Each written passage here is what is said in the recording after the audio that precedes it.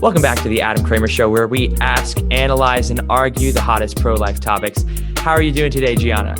Hi, I'm doing pretty well. How about you? Very, very good. I'm here also with Myah, the founder of GreatLife Teens, which is an incredible pro-life movement all across social media and across the world. So I believe today, what's the subject we're going to be talking about?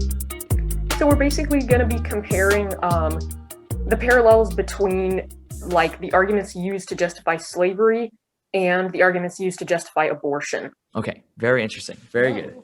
Okay. So give us a little backstory about your experience with the pro-choice arguments being thrown at you, and like, how have you come to, why are you pro-life really? Okay, well, I've been pro-life mostly because my parents raised me pro-life, but as I became a teenager and my mind started, I started thinking more independently.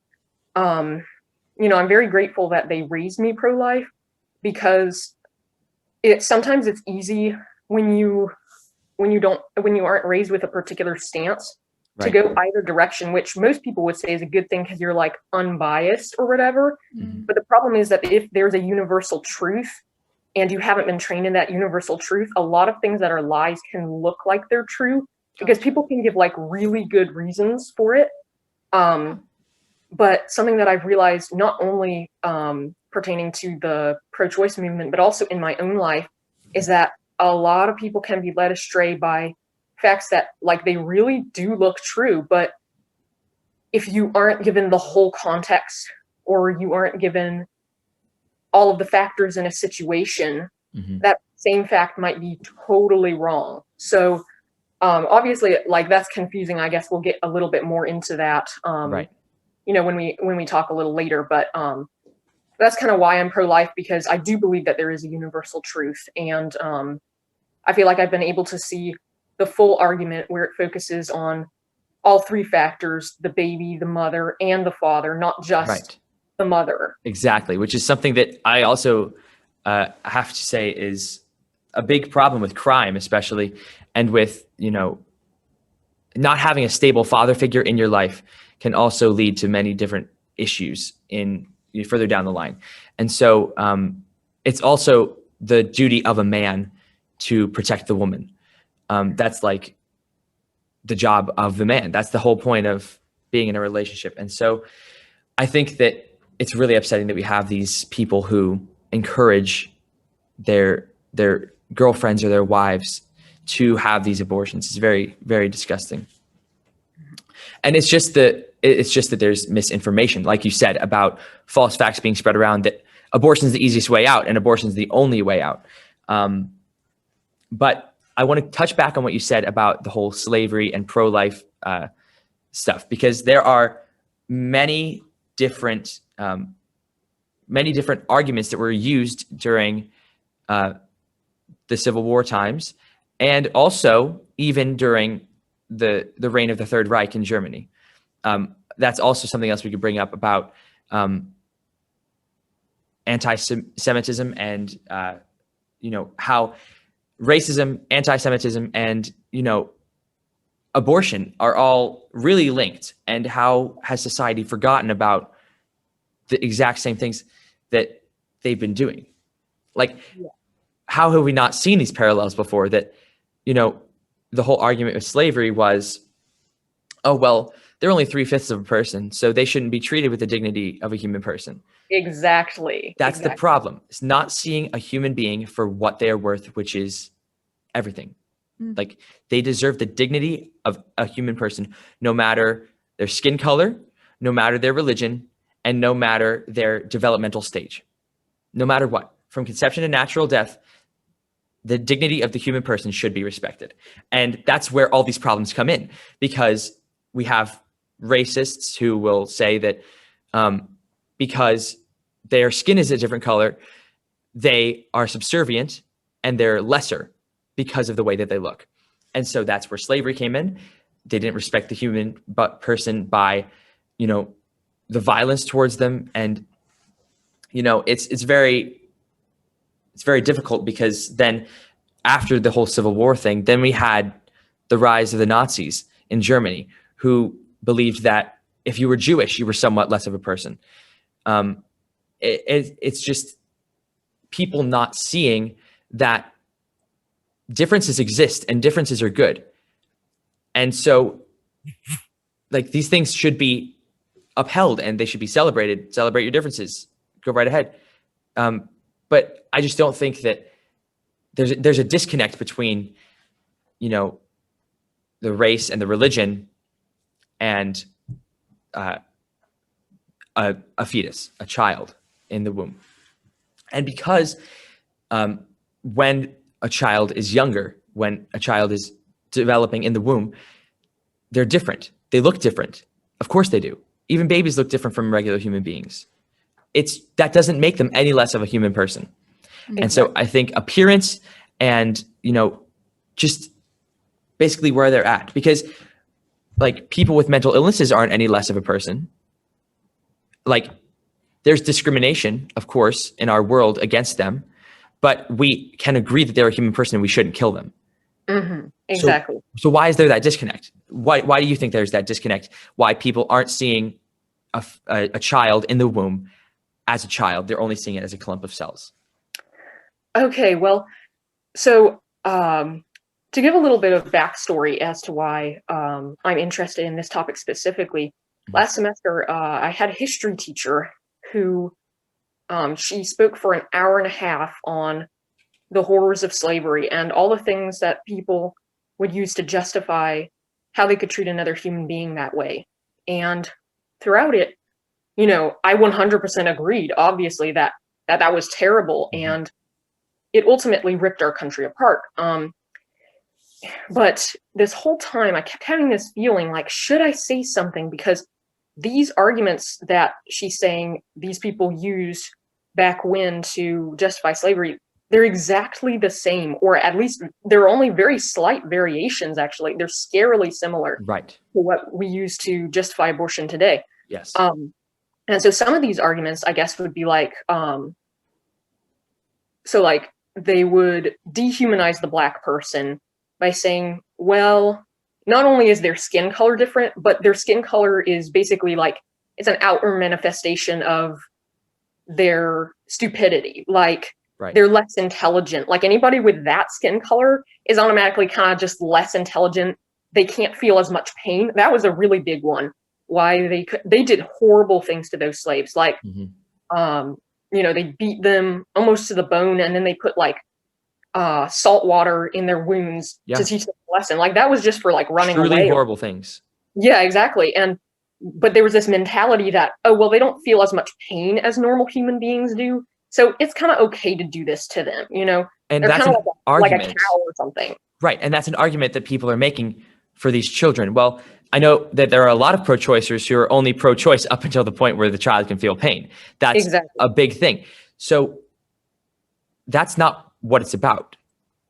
That's not like, those are the parallels, and those are frighteningly similar. That, when they realize that this is a human life, like I'm just waiting, because people knew that slavery was wrong and they found out eventually. But when are people going to wake up to the fact that abortion is horribly evil? Right. And I know, right? And just the fact that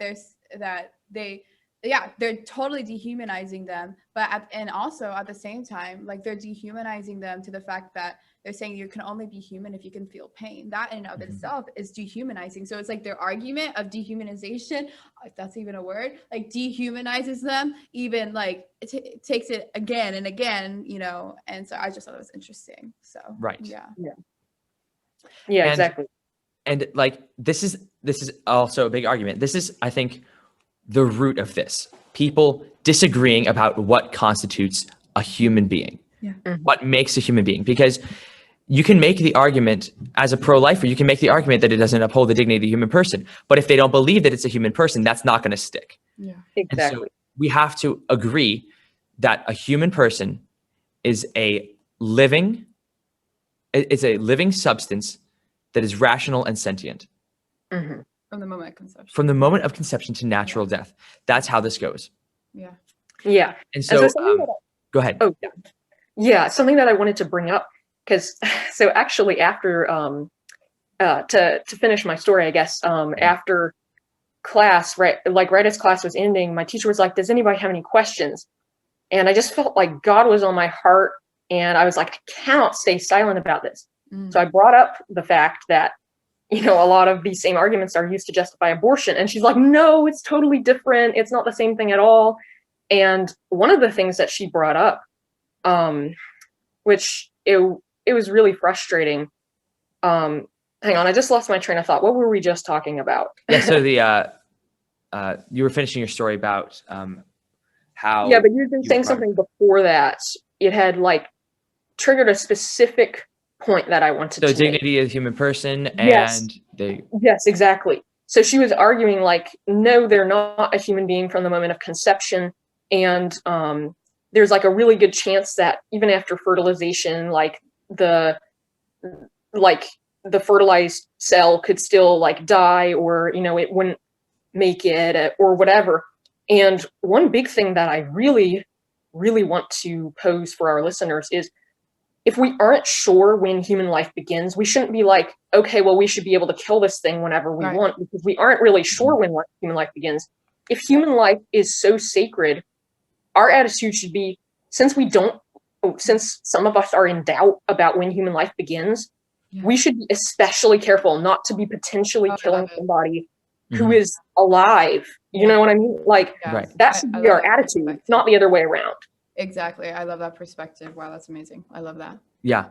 And so moving into the analysis of this issue, what do you think, how do you think we could, what is the way that we could, and we're going to expose this. Those strategies that they're using for slavery, well, they were using for slavery, that they are using for abortion for now. Anti-Semitism, for communism, all these things that say you are less than me. You are less of a person than I care about, that deserves to live. Mm-hmm. And so I want to talk about in the analysis section how we can bring back the dignity of the human person, and how we can let's try to see how we can convince people that this is a human life. And we'll put it into practice in the argument section later on. Yeah.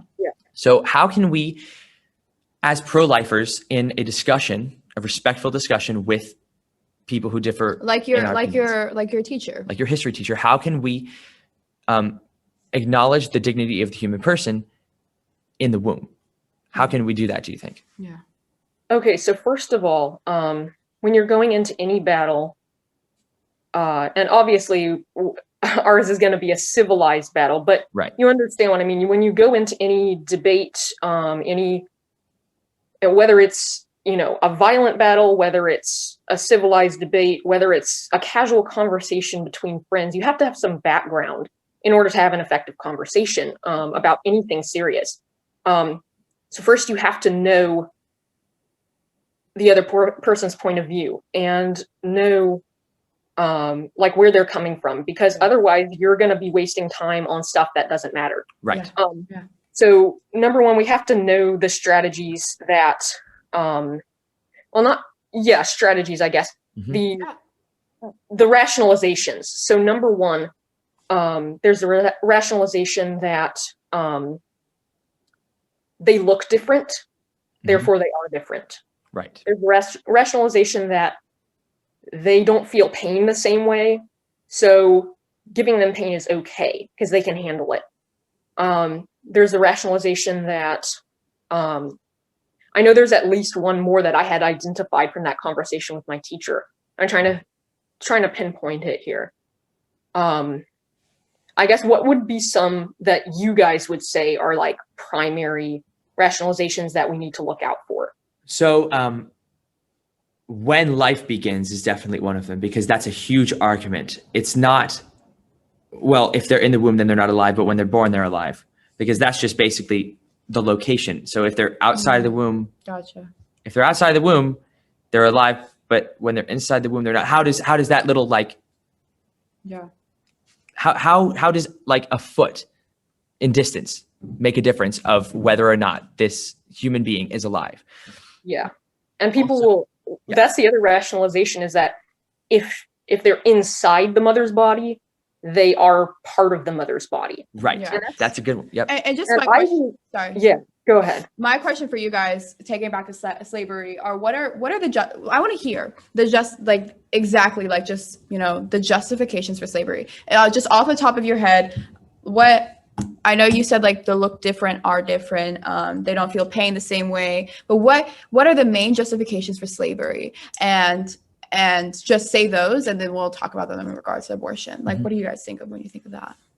Well, I think one of the ones that I didn't exactly bring up, well, I think I touched on it a little bit, but viewing difference as like a lack of intelligence or sentience. So people have the same thing about babies in the womb, that because they're not like outside of the mother, or because they're not at a certain developmental stage, And because they're dependent.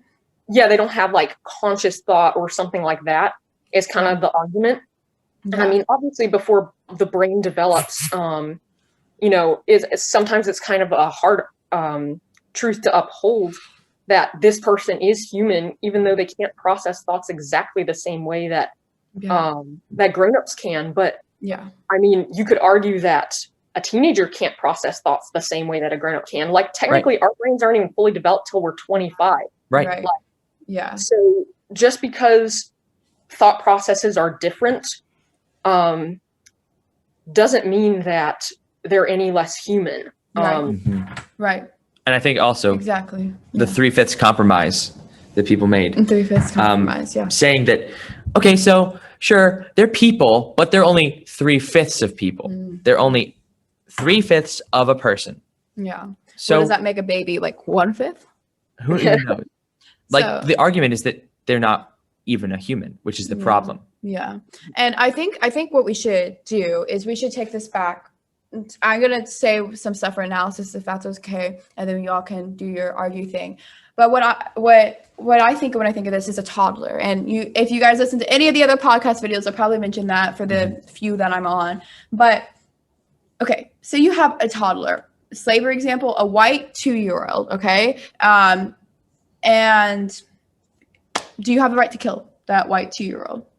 No, you don't. So, but what's the difference between that white 2-year-old and a baby in the womb? What's the difference? Well, and they're going to say, well, personhood. They're not conscious, or they aren't a person, or they aren't alive. And so you can take them through like, oh, they are alive or whatever. They can be like, okay, but they're still not a person. And you ask them, well, what's the difference? What is the difference? Like, what makes them not a person? Right. And they're ultimately going to say, well, their size or something, and it all goes. But the thing is, that baby, that fetus, as they call it, is going to develop. It will develop more. And so the only difference is age. So at the end of the day, what does this become? This has become age discrimination, right? Because you're basing the personhood of a child simply on age. And saying, well, and so, but because there's no inherent difference. That's the problem with euthanasia too. Yeah. Because if you say that, well, this person's getting kind of old and it's getting expensive to take care of them. Well, because they're dependent on you. Therein lies, I think, the big issue. So we talked a lot about rationalizations, but why are people rationalizing this so much? Like, why is this such a big deal? Yeah. The real issue is exploitation. Like, and a lot of people, there are genuinely, I would argue that the majority of mothers who get abortions are not looking to exploit their children for their own benefit. That's not their primary motive. Gotcha. But this is a diabolical scheme that doesn't come from humans, and the whole motivation is exploitation. Which is basically just saying, like, well, this is highly inconvenient for me, so I'm going to do whatever it takes to make it less inconvenient for me. So I'm going to use my own child to make my life easier. And by using them, I'm actually going to kill them. And obviously, like I was saying, like most human beings are not consciously aware of this. They're not like, well, I just need this for my own benefit. That's not it's been ingrained. It's been ingrained in us. Like, yeah, exactly. It's it's because it comes from a place it's not human. And that's why it's so diabolical at its root, is because it comes from the father of lies. And exactly. Yeah, and I think going back to Adam's question, how can we acknowledge the dignity of the child in the womb? There's all the strategies, and we can identify them, and pro-lifers can identify them. But it goes back to what Gianna was saying. We have to know that person's point of view. We have to know their perspective, and the perspective is that they've been lied to. We've all been lied to our whole life, so we're gonna believe that that's true. So as a pro-lifer, in our understanding of where that person's coming from, of their story, first, we have to know they have been lied to their whole lives, and they're going to believe this. And second, they've probably acted off of those lies. And so they can't be told that what they did was wrong, because that's going to hurt them. And so that's where we always need to come at it from a forgiveness point. But how do we bring that dignity back to the child in the womb? And it first starts with our language. Language is a huge thing. Did you guys, like in the 1950s, the word pregnant was a bad word. It was literally like a bad word. And that was because it dehumanized the child in the womb. That was one of the first steps that the media took that the devil took to make abortion legal. Right. And before it was called pregnancy, it was with child. With child. You're with child. The woman was with child. But the second you take the child out of it, the second you say, well, it's not alive. It's not a child. It's the moment that you can justify that. Yes. And then that's also where the brain activity argument comes from. Yeah. Well, let's say the brain activity isn't fully developed. And I think you kind of touched on that with our brains not being fully developed until we're 25, And so we have to change our language. Right. And so would you kill somebody in a coma because their brain's not active? Because their body's not active? You cannot kill somebody in a coma. Yeah. And that's another big point that I wanted to make was when you were talking about the only difference between a toddler and a fetus is the age. And the thing about that is like let's say that the person, like a pro-choicer, we haven't entirely convinced them that a fetus is in fact a human being. Right. Well, put it this way, basically you wouldn't kill the toddler, but without the fetus, you wouldn't have the toddler. Right. Exactly. So think about that. If the toddler came from a fetus, then, and the toddler is human, then at the very least, that fetus has the potential to become human, even if it's not human. Right. Does that make sense? Yes. So you can't, and that kind of goes back to what I was saying. If we aren't sure when life begins, we shouldn't be killing something that could potentially be alive. And with the brain coma, if I knew that person in the brain coma was gonna wake up in 9 months, you cannot kill them. Exactly. That's how the law works. That's how life works. You can't kill someone if you know they're going to wake up. That's how exactly. Hopefully, and the more amazing thing is not only if this person was in a coma and you knew that they were going to wake up, but imagine if you could see different parts of their brain developing and different parts of their body returning to quote normal. Imagine if you could see the steps happening and you're like, oh my gosh, it's only another 5 months until they wake up. I can't wait, because I love this person so much. Imagine if that was the person that you loved the most in your life, and you could literally watch different parts of their body reactivating or something like that. You can watch the baby in the womb, its brain starts activating, its heart starts beating, and it starts forming fingers and toes. We should be all the more excited about that because that's amazing. I love that. And I love how you said excited about that, because that's how we're going to bring the dignity of the child back to the womb, because people aren't excited anymore because the world tells them that this is not something to be excited about. They tell us that we can't raise our flags from the windows when a child is born because it's not something to celebrate. They tell us that, like I said, they take away the humanity from the word pregnant. And so we have to change if we want to bring the dignity of the child back to the child in the womb back to the world. We have to be excited about that. We have to show the dignity of life, of living that great life, and we have to, you know, change our language and ask the right questions. And it's all, and by doing that, that's how we're going to change those strategies back to godly strategies, back to strategies of love, because we have to help people share their story, know their perspective, and help them in a forgiving way, you know, like help them through their point of view, and help them by asking the right questions and letting them tell their story so that they can seek forgiveness for that, and or maybe just help them get excited again about life. Because truly that's what we have to do. We have to bring excitement. We have to bring that back. We have to bring that back to the child in the womb. Exactly. And think about it, like ladies, whoever's going to watch this, like, think about it.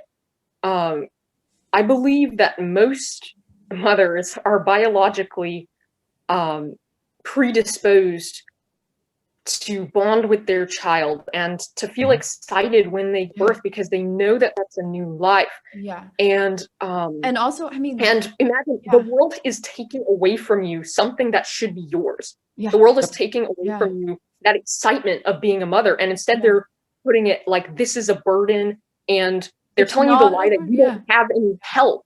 And you do have help. There are places to turn, and we're here for you. Right, exactly. Yeah, and I mean, it's just in the same way with slavery. Like, there's no way that we could we could treat the slaves like that if we truly were excited about their dignity of life, about who they were. And it would be completely unacceptable and disgusting. And that's why we have the view of slavery that we have now. And now it is. And so I just want to also get to this argument stuff. So you're going to be arguing from the pro-life side of things, and I'll be doing my best to face the pro-choice argument. As a devil's advocate. Devil's advocate, that's right. So I just, let's just get right into it. So I honestly can't understand how you could say that, you know, a fully formed African American is like a person. But how are you saying that a child a fetus in the womb is not, or it is a person? How can you say that when they obviously look so much different, and they can't feel as much pain? They can't, like, their brain's not even active. How can you do that? Yeah. So the first thing that I would say is, I mean, there's the age-old saying that looks can be deceiving, and there's the other saying, don't judge a book by its cover. So first of all, I'd like to say that, so I'm trying to think of like an example, that just because something looks different doesn't mean that it is inherently different. So I know that this is a very kind of a crude example, but let's say that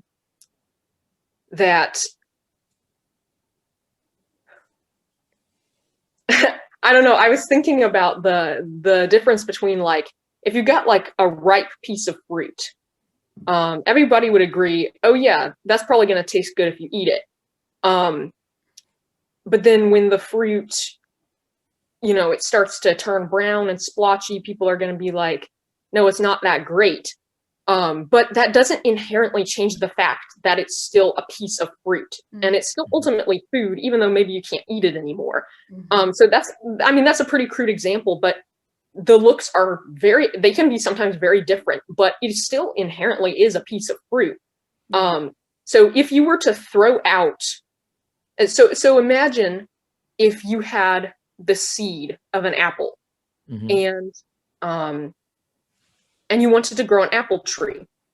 If you said, okay, well, this seed doesn't look anything like an apple, it doesn't look like a tree, it doesn't even look like a flower, like, how am I supposed to believe that this is one day gonna produce a bunch more apples?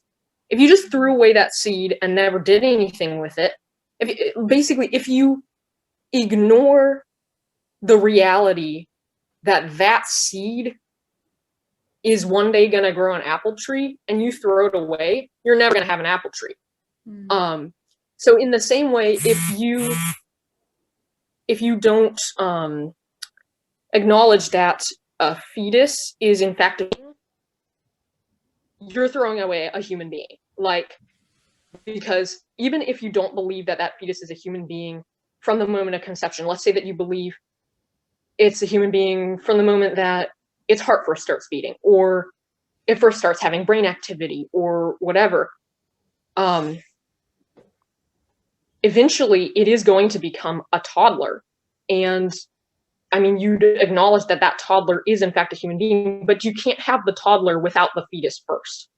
And so if you want a toddler, you got to have a fetus first. And then that begs the question of, if that comes from that, how is it different? Does that make sense?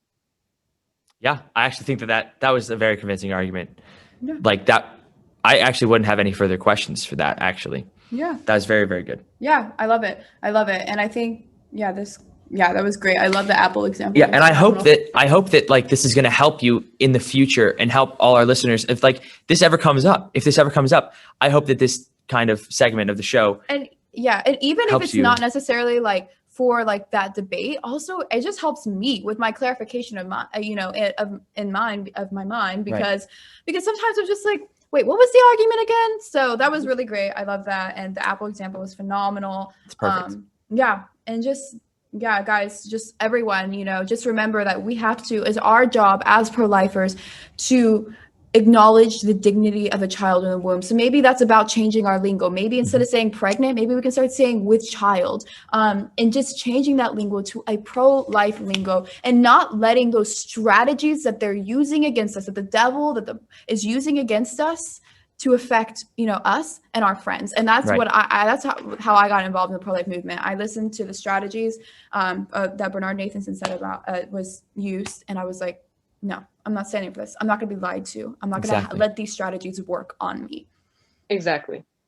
And I just had like one last thing to add. Right. You're right. So think about the effects that slavery had on our country. Like, it ripped us apart. We fell into civil war. And for years upon years, like, it was the only thing that politicians were too scared to talk about, because they were like, this is such a big issue. Like, I don't know if we can resolve this. And then it ultimately ended up in civil war. So and slavery was horrible, and it still defines our nation today. I mean, we still have people protesting because their race isn't being respected. So if that was the issue of race, imagine, and that was such a long time ago, whenever there was overall more a respect for human life, and there were in fact fewer people on this continent. And imagine now that we've had